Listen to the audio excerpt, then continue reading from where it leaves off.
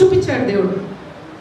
నేనే వచ్చానని చెప్పాడు, నేను ఇది చేస్తానని చెప్పాడు, ప్రవచనాలు చెప్పాడు, పాత నిబంధనలో తీసినవి అన్నీ చెప్పాడు. అయినప్పటికీ కూడా వాళ్ళు నమ్మలేకపోయారు.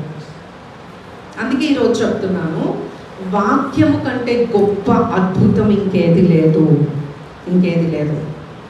ఈరోజు నీకు స్వస్థత వస్తే గెంతులేసుకొని నువ్వు వెళ్ళిపోతావు, కానీ నీ వాక్యము నీ జీవిత కాలం అంతా, అదే కీర్తనకారుడు అంటాడు, ప్రభా నీ వాక్యము నా పాదములకు దీపమయ్యా, నా త్రోవకు వెలుగయ్యా, నీ వాక్యము నాలో ఉంటే నన్ను వేరు చేయదు అని చెప్పాడు. Praise God. ఆయనను బ్రతికించిందండి వాక్యము. ఎందుకంటే గాఢాంధకారపు లోయలో ఆయన వెళ్ళినా కూడా వాక్యము ద్వారా ఆయన జీవించాడు. That is the word of God. That is so important. ఈ వాక్యము లేకపోతే తాత్కాలికంగా దేవుడు ఇంత అన్నము, లేకపోతే ఇంత డబ్బు, ఇంత ఇల్లు ఇస్తే ఒక రోజు అది తుప్పు పడుతుంది. దేవుడు ఏమంటాడు, మీరు ఏదైతే దాచుకుంటారో దానికి ఏం పడుతుందంట, తుప్పు పడుతుంది, చిమ్మట పడుతుంది.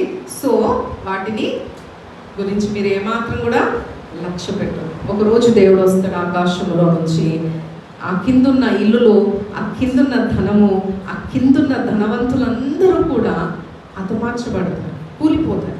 అవేవి కూడా పనికిరావు. బ్యాంకులలో బ్యాలెన్సెస్ ఉన్నాయి అనుకోండి, అవి కూడా లేవు, జీరో అయిపోతాయి, ఏముండవు.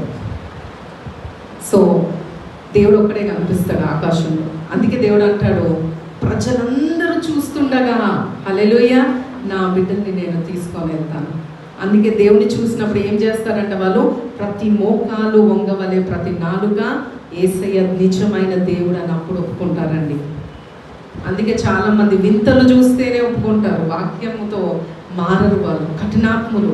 సో ఈరోజు దేవుని అడగండి, ప్రభువా నా కఠినమైన హృదయం తీసి మాంసపు హృదయం నాకు ఇవ్వు ప్రభువా, నేను వాక్యంలో స్పందించాలి, మంచి నేలగా నేను ఉండాలి. When you put the seed lord it should be fruitful అని ప్రార్థన చేసుకోండి.